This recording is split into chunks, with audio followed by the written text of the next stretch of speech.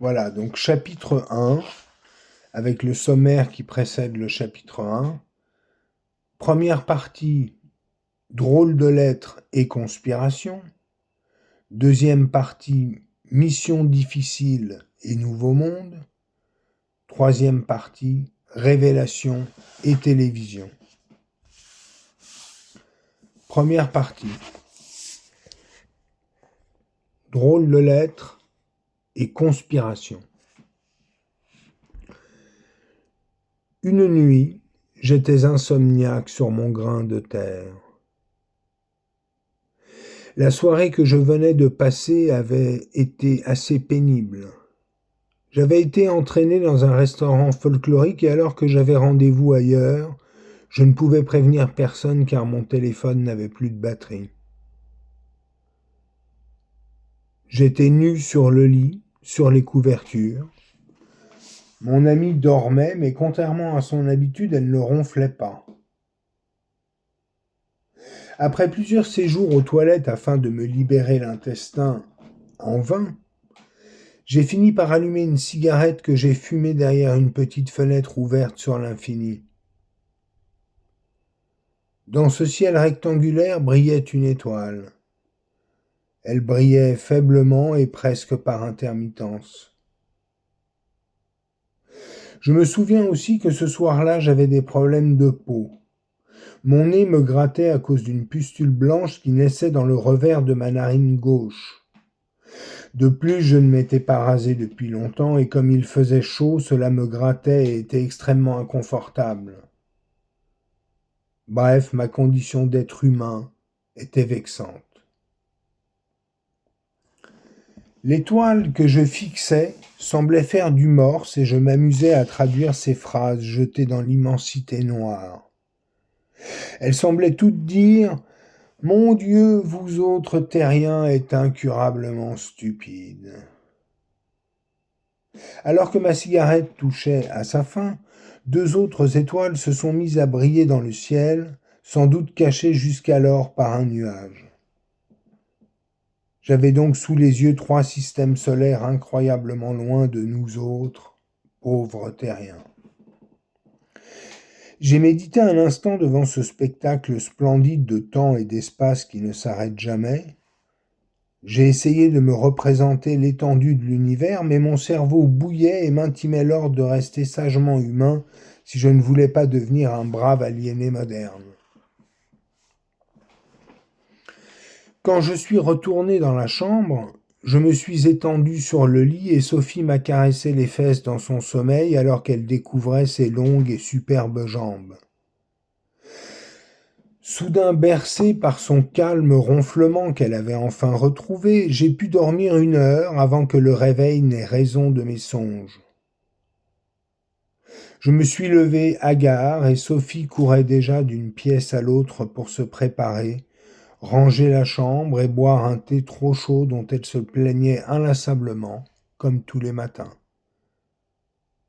J'étais assis sur le canapé du salon et j'ai machinalement allumé la télévision pour regarder les nouvelles absconses du monde moderne. Sophie parlait déjà beaucoup et je répondais par de savants borborigmes d'acquiescement que j'avais pris l'habitude de marmonner pour signaler une bienveillante présence totalement désintéressée de ces nombreux et vertigineux problèmes féminins du matin. Sophie dirige une boutique de jouets pour enfants, être qu'elle abhorre autant que moi. La boutique est en bas de son immeuble. Moi, j'occupe mes journées avec des études interminables qui masquent non pas une carrière d'agent secret, mais plutôt celle d'un comédien qui jouit d'une renommée familiale. Alors que Sophie venait de claquer la porte et que je m'apprêtais à aller me recoucher, bien que je vienne de lui dire que j'avais un cours important, j'ai eu l'idée incongrue d'enfiler son peignoir de soie violette et d'aller chercher le courrier des jours précédents. Sophie ne savait pas se servir de la boîte aux lettres car il fallait tirer et pousser sur la clé autant que sur la petite porte de la maudite boîte. J'avais découvert cette technique le jour où un vague producteur de télévision m'avait dit qu'il me paierait par chèque et non par virement, ce qui est plutôt de mise dans le show business. Compte tenu de la célérité des payeurs dans ce milieu extraordinaire du show business, j'avais eu de longs mois pour m'entraîner et presque autant pour rembourser mes dettes contractées au long cours.